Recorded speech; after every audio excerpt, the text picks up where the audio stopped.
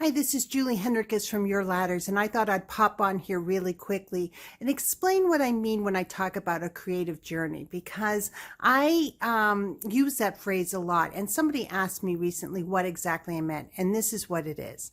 When you're on an artistic path, so say you're a writer or you're in the performing arts, two areas that I know a lot about, then you're on a ride and you're a lifelong apprentice on that ride.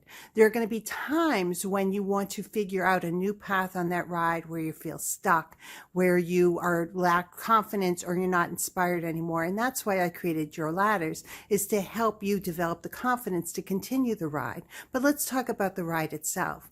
The ride, it will have benchmarks. It will have moments of success. It will have things that you accomplish. But the whole point is you get back on the ride and you get back, you buckle up the seatbelt again, and you go on the journey. And maybe you even jump to another path, another lane that's even scarier or takes more skills to negotiate. And that's fine, because that's what it's all about. If it was easy, everybody would do it, but you've been called by the muse to be on the journey.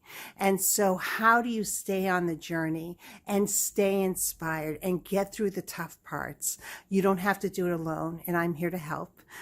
Please let me know how I can help if you want to respond in the comments below, or check out yourladders.com. I'm here for you, and I really love being on my own creative journey as a writer. I love supporting performing artists on their journey, and I'm looking forward to hearing more about yours. Bye now.